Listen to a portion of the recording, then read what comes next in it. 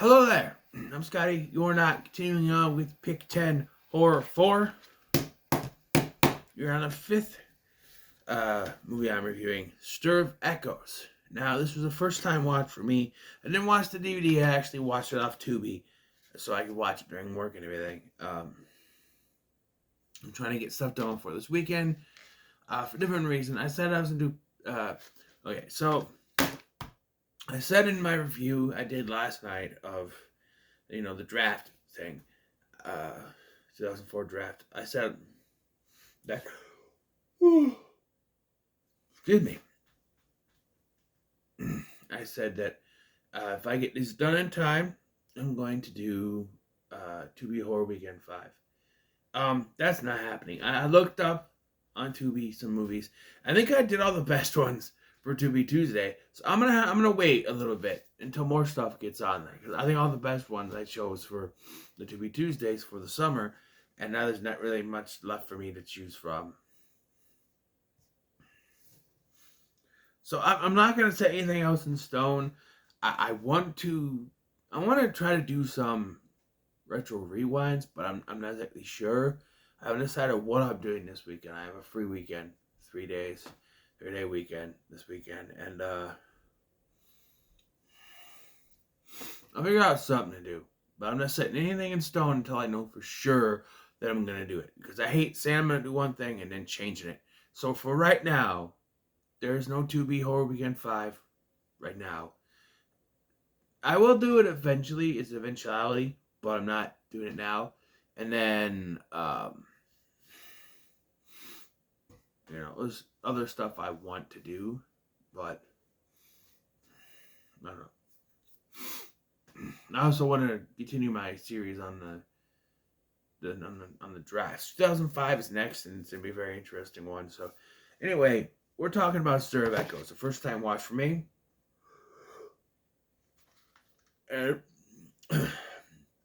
Stars Kevin Bacon as Tom Witzke, a man who, after being hypnotized, suddenly has the ability to see ghosts. And one in particular keeps bothering him as he uncurls the mystery of a missing girl, someone who missed 6 months prior, went missing 6 months prior, and now he's kind of on a mission to find her. So I enjoyed this movie. I thought it was really good. I was really into it. It got me so much. I came home from work, right? And I was only maybe halfway to 3/4 of the way through, okay? And I'm walking through the hallway, and I listened to the music, but I thought I heard someone say my name. So I pulled my ear down and looked. There was no one there. And I pulled both of them down. And I looked both ways, and there was no one there. So I'm losing it. And I came in, I went to the bathroom because I had to go. And I still felt like something was off. So I went back into the hallway again. I don't know. I'm being serious. I'm not just doing it for the video or anything. I really felt off.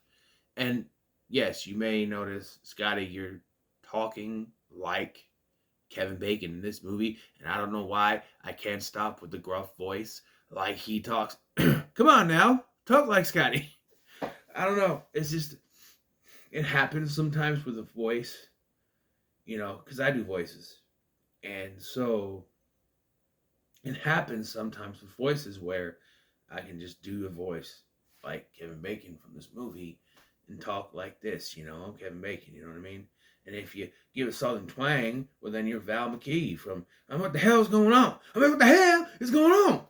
I don't know. But, yeah. So, like I said, I enjoyed this movie. Enjoyed this movie very much. I do have a few issues with it, but overall, I thought it was great. It's a recommendation. Unfortunately, this movie did not do well out there because it was released about a week after another supernatural psychological horror film, The Sixth Sense, and also released in the same year as the Blair Witch Project. But yeah, The Sixth Sense kind of took it and ran with it. But yeah, hold on, man, I got bloody nose. All right, so we start off with meeting our main characters, okay? And we right away are shown that the son, Jake, has these extra normal abilities. He can speak to the dead. It looks as if he's speaking to the audience, and then they do this camera trick where the camera turns and he's looking at no one there. So it looks as if it's gonna be like a fourth wall breaking thing where he's always talking to us, but actually he's not. He's talking to a ghost. And yeah, so we're introduced to our main character of Tom, played by Kevin Bacon, and he's finds out that his wife is pregnant, and they're told that they just believe that she's pregnant, told by her friend who is clairvoyant, I guess. Her friend Lisa, who's clairvoyant and knows that she's pregnant. And he takes it, I think, very realistically. As much as his wife goes off on him about it, he's just like, bummer. Because, not that he's not happy he's going to have a child, it's more of the fiscal responsibility. He's already in this job, you know. He's a telephone line repairman. And so now they're raising Jake, and now he's going to have to raise another kid. It's more responsibility. There's more money. He's got to make more money now, and he's got to do more. There's going to be more stuff added to the bills. They're going to have to buy more food. They're going to, that sort of thing.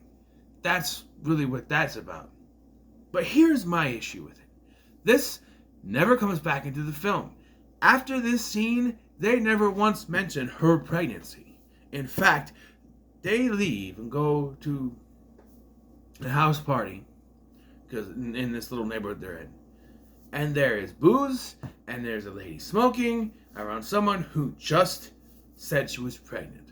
Which leads me to believe this was added on post. For some reason, they added that in. I don't know why. Maybe for some kind of extra thing. Because the whole thing that he's lived a humdrum normal life his entire life. And now this stuff's happening to him. And he's freaking out. And maybe that fiscal responsibility is now leading him to more. He wanted to do more. And now he's going to have another kid. And now it's just becoming more of wife and kids type situation other than what he wanted to do. But even that, him wanting more out of life, isn't really addressed much in this. I don't know, but her being pregnant never comes back into it. In fact, there's a scene towards the end where they're moving and she doesn't look any different. It had to be at least a couple of months after everything for them to move stuff. She should at least be a little bit more. They say she's 6 months pregnant. I don't know. It's never really brought up again, and it really has no bearing on the plot of this film at all. So they're at this party, and Lisa knows how to hypnotize people, and so Tom is like, okay, why don't you hypnotize me?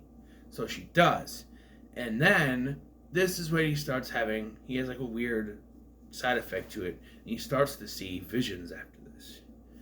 And skipping ahead, he does talk to Lisa about it. He calls her when he's on the phone repair system, which could be illegal, I don't know. And she says that when she hypnotized him, she opened his mind, which means it opened his mind to everything out there. This is another issue I have. I was waiting for him to call his mother or someone in his family and say, oh, you had this when you were a kid, but we took you to a hypnotist to get rid of it. And thus, revealing it when Lisa did that, it brought the ability back. The reason I was waiting for this was because Jake already has this ability. And so, it would make sense that it that um, when Tom was a kid, it was driving his family crazy, and so much like in Insidious, they hypnotized him to forget about it. But again, it's never really brought up. The connection between him and Jake, they just both have it. But how Jake already has it and his brain had to be unlocked to have it doesn't make much sense. Again, I was waiting for some revelation that, oh, he was hypnotized when he was a kid because he wouldn't stop talking to dead people or something like that. But that never comes around. I don't know. This is based on a book, so maybe the novel goes into it more. I don't know. Apparently in the novel, Jake is a lesser character, which makes me think maybe they don't. I don't know. Maybe that's one of the issues, is that Jake was a bit of a lesser character. Maybe he didn't have the abilities in the book, but in the movie they stretched his character out, gave him the abilities, and this kept the whole thing where he gets hypnotized, where Tom gets hypnotized and gets the ability. It's very weird that Jake would already have them, but he doesn't. I don't know. But anyway, back to the planet hand. He starts having visions. He's watching TV. He sees Jennifer Morrison from Once Upon a Time as this teenage girl, asking him if he can hear her. And one thing to point out is that the television static, the sound is on and it's on TV static, which could be a nod to White Noise, which I think is a pretty good, decent psychological thriller in its own right.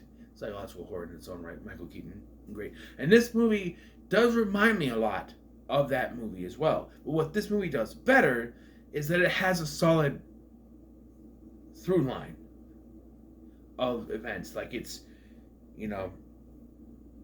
Kevin Bacon, by the end of the film, he has more development. Whereas in White Noise, they kill off the character, and then there's really nothing like, Jonathan Rivers in White Noise goes through a lot of shit. He loses his wife, he dies, his kid is left to his mother, and then there's no more character development. But this movie leaves it open where there could be further installments. There was a sequel, had nothing to do with this. Apparently it was just an unrelated film. They hell-rated the shit out of it and called it Stir of Echoes 2. I don't know if I ever checked that one out. It is on Tubi, but I don't know. Maybe if I do a sequel-a-thon, maybe I should knock out a sequel-a-thon this weekend. Who knows? Again, no guarantees until I know for sure what I'm going to do. But anyway, yeah, I think it works well. Another issue I have, though, and it really started to show in a scene coming up.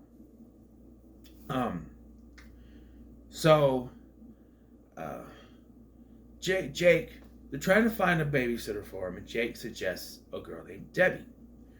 And he says she got the idea from someone named Samantha. He got the idea from someone named Samantha. Not really brought up.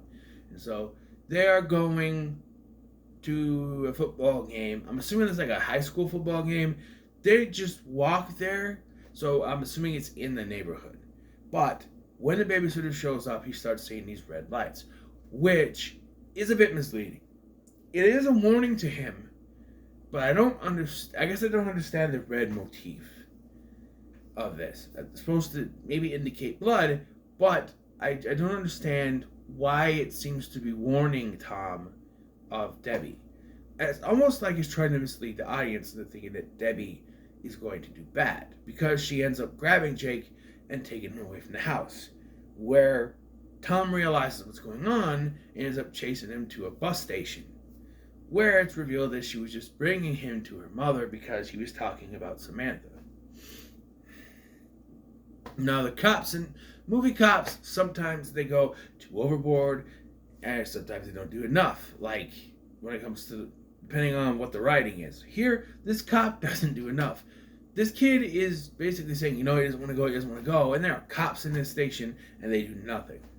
And when Tom and them show up, everyone's just let go. This is basically a kidnapping, and he's like, I don't want to press charges, because he sees the picture and recognizes the girl, whose name is Samantha, of course.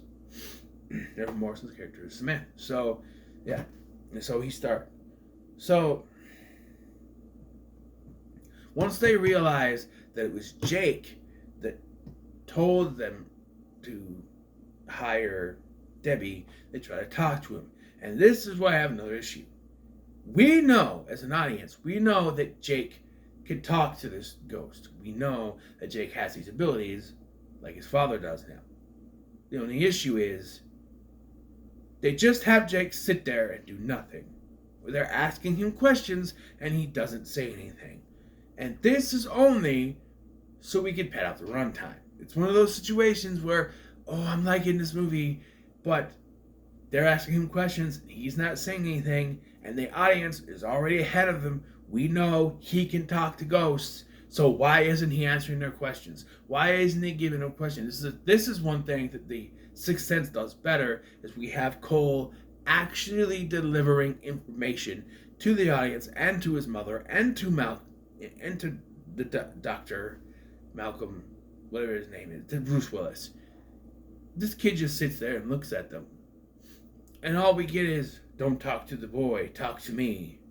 Which is very vague because, I don't know, is he supposed to talk to the ghost? I don't know. It's very confusing and very frustrating because I like this movie. I like where it's going, but this is padding.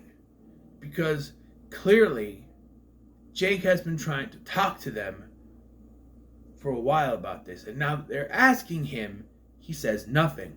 Why? Because the plot says so.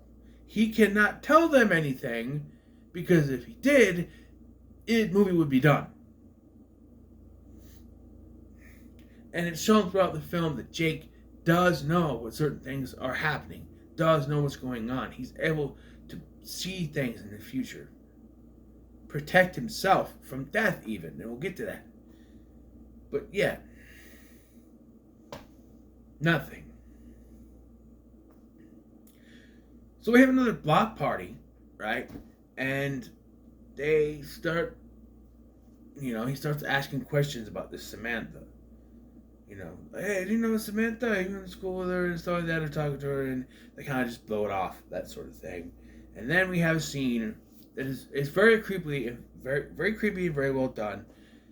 Tom wakes up. It's been, told that he's been sleeping on the couch. He wakes up on the couch. He can't find his other shoe, boot, whatever. It's under the couch.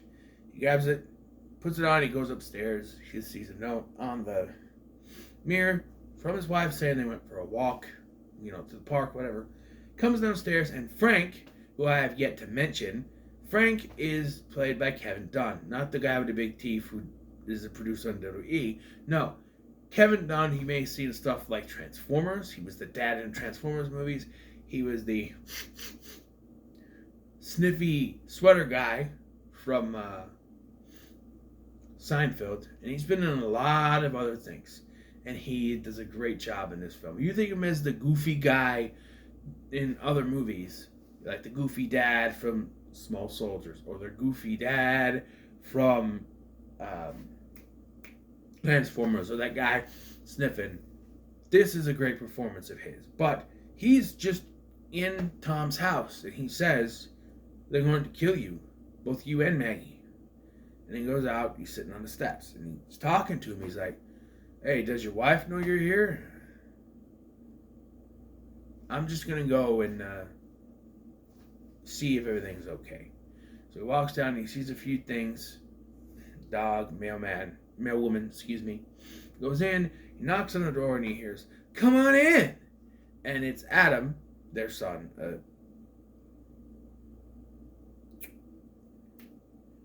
Frank's son. And he's got a gun. He's like, no, put the gun down, Adam. And he, shoots himself and then covers himself in blood. And then it's revealed it's a dream, a vision, because he finds his boot underneath the couch. He goes up, finds the note, but Frank is not downstairs, because what happened with Frank was actually foreshadowing something in the climax. So he leaves, And as he starts to notice things, he realizes something's wrong and runs to Frank's house, but doesn't get there in time because Adam shoots himself. We find out later he didn't die. I guess maybe because Frank called the hospital, the ambulance, quick enough. I guess very well we could be, and yeah. Uh, so Frank and his wife come back, and I don't know why, but I was under the influence here. I was under the assumption, excuse me, that Frank and his wife were dead. I thought that that vision he saw was Frank confirming that they were killed for knowing something, and then they were going to come after them. So I thought they were going to find both Frank and his wife dead, and Adam shot himself after doing it. But no, it's not. Uh,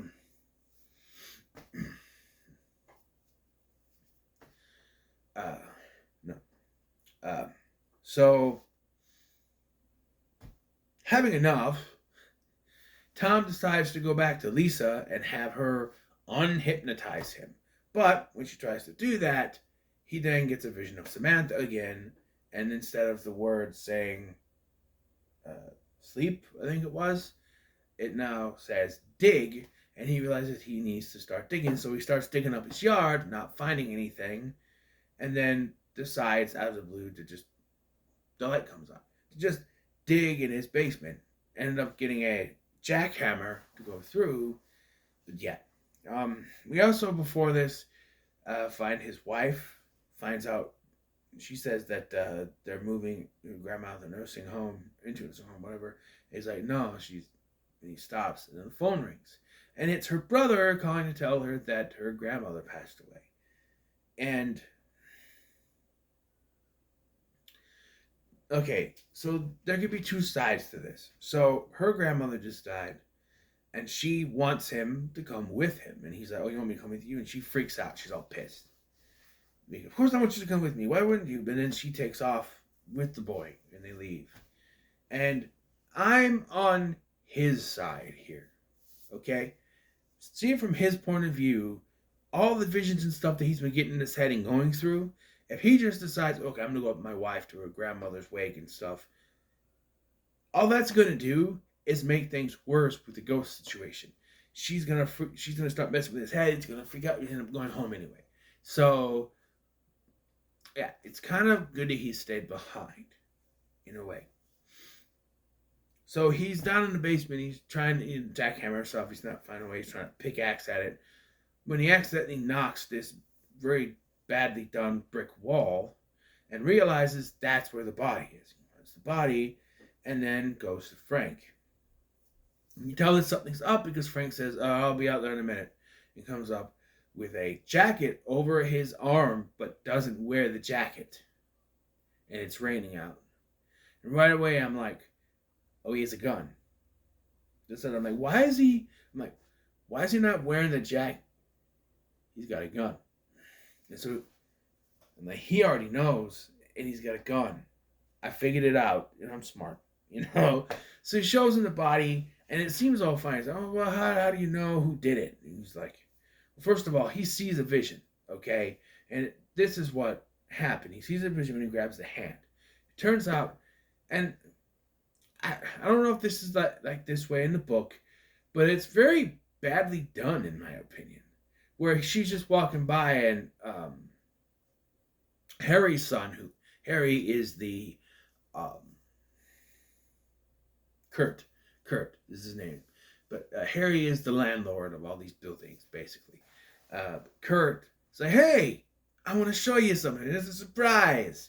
And she just goes, I know like in the book it goes in like she's got, like she's on the spectrum or something, you know, that sort of thing, but I don't know. She just goes in and they try to rape her. And I just don't think it's written well for a scene like this. Like, she's just walking by. They don't know her, as far as I can tell. She just walks by and they're like, hey, we got a surprise. Let's show you a surprise. And she goes in. And I'm just like, wouldn't it make sense if it was like they're hanging out or whatever? and one of them gets drunk. Like I don't know. It's just very weird. Yeah, they try to rape her, and again, it's not very well done here because like turn the music up, and throughout the film, there have been hints. Jake's humming a song. You can't really tell what it is. Uh, Tom's is playing his guitar, and he starts playing a song. He can't figure out what it is, and it turns out it's painted black by the Rolling Stones. But this is not the Rolling Stones version because they couldn't get the rights, so it's a cover. But it's painted black, and that's the last song she heard. And for some reason, to shut her up, they put like the plastic stuff because they're still in construction of this house, Tom's house, and they put it over her and suffocates her. Like, why not just like Adam is standing there, and I'm not in any way saying that rape. I'm not any way, supporting rape in any sort of way. It's very bad to do. Don't do it. Don't do it. But from this standpoint, wouldn't it make sense if you have Adam cover her mouth while he does the thing instead of like covering her with the plastic? It's just no, they're teenagers. They're idiots. But I don't know. This feels like bad writing to me. Everything has been so good, and then we're seeing what happened with this girl, and it's like she only died because these two guys are fucking stupid. Because one, they suffocate her, right?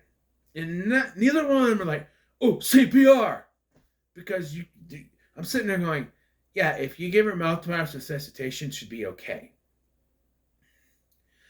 And again, though, they could have written the scene better. What if Adam's like, oh, I can give her mouth to mouth. I studied that in school. And the other guy would be like, no, you can't do that. If you bring her back to life, she could tell the cops on us. Our lives will be over. That sort of situation. So, but they don't do that. They just, oh, oops, accidentally killed her. And then they have to hide her in the basement. That sort of thing. So anyway, he tells Frank, right? And Frank at first tries to play it off, but something's up, and then he pulls his gun out. And then he breaks down one of the best acted scenes I've ever seen Kevin done in.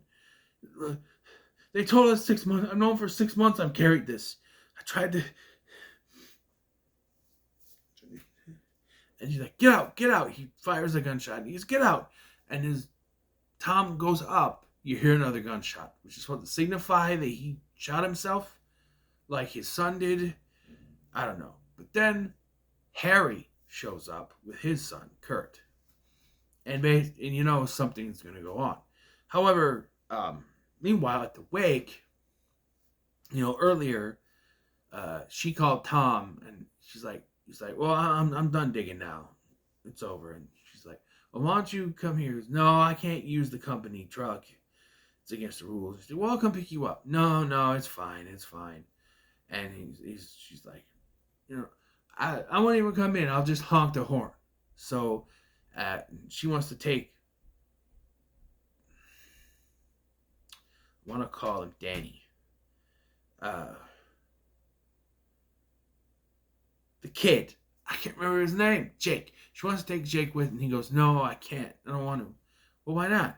I'm afraid of the feathers. Now, before I go into the climax, there was a scene I forgot. Where after an incident, they decide to go for a walk, both Maggie and Jake. And they end up at this funeral where there's this guy who I thought was another ghost. But he's like, your boy, he has the x-ray, doesn't he? But you don't. His daddy? Yes. And he's like, why don't you give this to your husband? And come see us. All this does was her to show up, and then there's other people who have this ability. And again, this not really necessary for this movie, for these characters. Again, I think this is just padding because it's not really necessary. It is so much padding that I almost forgot to put it in here. It's so unnecessary because it adds nothing to the plot other than she has the knife in her purse. Which Jake says, make sure you forgot your purse. So I know she'll need it. And She shows up and honks the horn, but Tom doesn't come out. She goes to go in, sees the lights turning off, and goes back for her purse, realizing Jake told her to grab it for a reason. And indeed, yeah, she stabs Harry in the hand when she comes in and is attacked. And yeah, but they are saved when Frank emerges from the basement and shoots both of them. To which he says, "They were going to kill you, Tom. Both you and Maggie." And he goes and sits on the front step, which was what he saw in his dream. Yes. Now, something I haven't mentioned is that the spirit was trying to tell him where she was the entire time, trying to lead him to the basement. She made Maggie think the pilot light on the water heater went out, which would provoke Tom to go down the basement. But he's too busy trying to figure out what the song was, so she goes down. But it doesn't do anything because it's still lit. She hits her head, which again would prompt Tom to go down to the basement, but he doesn't. It's actually not till by accident, really, when the water stops working, which could be attributed to her, I guess, that he goes down to the basement and just, for some reason, decides to start digging in the concrete, which you could say she tried to maybe teach her to do, but I don't know. But yeah, so everything's safe, and he sees her smiling and walking off in the distance, so she's happy now. She's gonna be free, and we see that her family just get some solace. They get some they get to grave her now and everything, and they're moving out of the house, I guess, and out of that neighborhood, and which kind of adds to it, because during that part at the beginning, Lisa does say that he's been stuck in that neighborhood, in that area of Chicago for most of his life, which kind of makes him kind of bummed. And so he's kind of moving to a new neighborhood, but in a weird, foreboding way, Jake starts to hear voices again, whispering voices, indicating he's still going to have to deal with this. And in a way, so will Tom. So, yeah, in a way, I kind of want to watch the sequel, because apparently Jake is a character. But being is that I've been told that it's pretty much a different film with elements of this film tacked on to connect it, I'm not really in a hurry to do that. Maybe if I do another sequel-a-thon, who knows. But when it comes to Stir of Echoes, pretty good. And I actually want to change that a little bit. It's still be pretty good, but I'll say it's pretty freaking good. But pretty good. I'll keep it. I think this could be the best so far. Jacob's Ladder was good. These two are pretty good. They're both psychological horror films. Both done very well. Both came out in the 90s. So with those people saying, oh, 90s horror sucked compared to 80s horror, there's some good stuff. This and this. Not Blair Witch Project. I'm sorry. I don't see it when it comes to Blair Witch Project, okay? I think the sequels are better. And yes, I'm talking about Book of Shadows, okay? I'm just saying. I think it's better. Because something actually happens. Anyway, dice here. Oh, I'm on one. One dice is right. One? That's not what I meant when I said I'm on one, but okay. Oh, excuse me. So one. Let's see, because I have a feeling. What is that? Lake Placid. This is a movie I have not seen for a long time. Like, long time. Like, my mom had the VHS, right? I used to watch it all the time. So, yes. Cuckoo. Full screen edition. Yay, it's going to be all stretched out on my Blu-ray player. That's fine. So, it's the next one. Anyway, what are your thoughts on Stir of Echoes? I'm going to comment, share, subscribe. Thank you for watching. I've been Scotty, and I'll see you in the next one.